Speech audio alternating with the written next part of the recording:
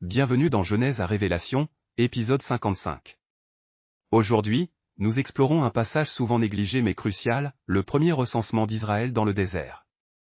Dans Nombre chapitre 1 verset 1, nous lisons « L'Éternel parla à Moïse dans le désert de Sinaï, dans la tente d'assignation, le premier jour du second mois, la seconde année après leur sortie du pays d'Égypte. » Ce n'est pas simplement un décompte de population, mais l'établissement de l'ordre divin pour l'armée du Seigneur.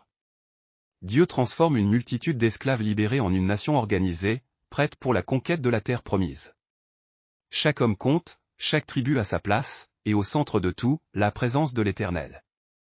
Le recensement révèle des chiffres impressionnants, 603 550 hommes de guerre, sans compter les femmes, enfants et lévites.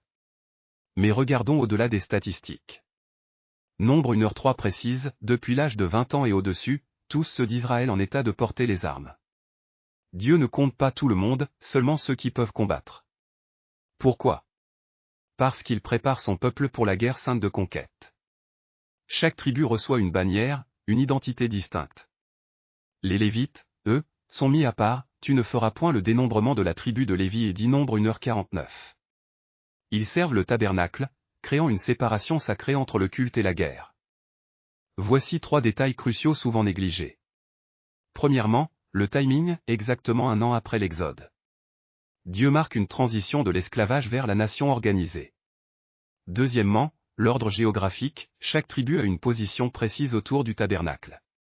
Ce n'est pas aléatoire, mais un plan divin parfait avec Dieu au centre. Troisièmement, la double mission des Lévites, ils gardent le tabernacle et protègent le peuple de la colère divine. Nombre 1h53 dit, afin que ma colère n'éclate point sur l'assemblée des enfants d'Israël. Les Lévites sont un bouclier spirituel, une zone tampon entre la sainteté de Dieu et la condition pécheresse du peuple. Observons les transformations spirituelles majeures. D'abord, de la multitude à l'organisation, Dieu ne veut pas une foule, mais une armée disciplinée. Chaque homme connaît sa place, son rôle, sa responsabilité. Ensuite, de l'égalité générale à la responsabilité spécifique, tous ne font pas la même chose. Les jeunes hommes combattent, les Lévites servent, chacun selon son appel. Enfin, de la proximité générale à la séparation sacrée, les Lévites sont mis à part pour le service divin. Cette séparation n'est pas un privilège, mais une responsabilité terrible. Ils se tiennent entre Dieu et le peuple, intercédant par leur service pour que la colère divine ne consume pas Israël. Observons cette scène à travers les yeux de la création qui témoigne. Du haut des cieux, je vois l'ordre parfait de l'Éternel. Chaque tribu a sa place, comme les étoiles dans leur cour. Les Lévites portent le fardeau sacré avec tant de révérence.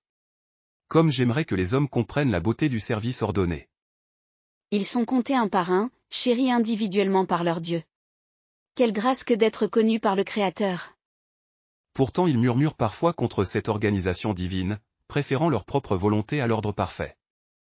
La création gémit en voyant les bénis de Dieu résister à sa sagesse, alors que nous obéissons naturellement à nos instincts donnés par lui. Comment appliquer ces vérités aujourd'hui? Premièrement, reconnaissez que Dieu vous compte individuellement. Vous n'êtes pas un numéro, mais un soldat précieux dans son armée spirituelle. Deuxièmement, acceptez votre rôle dans l'Église. Comme les tribus d'Israël, chaque membre du corps du Christ a une fonction spécifique. Éphésiens 4:11 nous enseigne que Dieu a donné des apôtres, prophètes, évangélistes, pasteurs et docteurs pour l'œuvre du service. Troisièmement, respectez l'ordre divin. Les autorités établies dans l'Église, comme les Lévites d'autrefois, servent de médiateurs spirituels. Prions ensemble pour accepter notre place dans l'armée de Dieu et pour la restauration de l'ordre divin dans nos vies et nos communautés. Que l'Éternel vous bénisse et vous garde dans votre service ordonné. Rejoignez-nous la prochaine fois alors que nous continuons notre voyage de Genèse à Révélation. Shalom. Abonnez-vous pour plus de contenu d'études bibliques.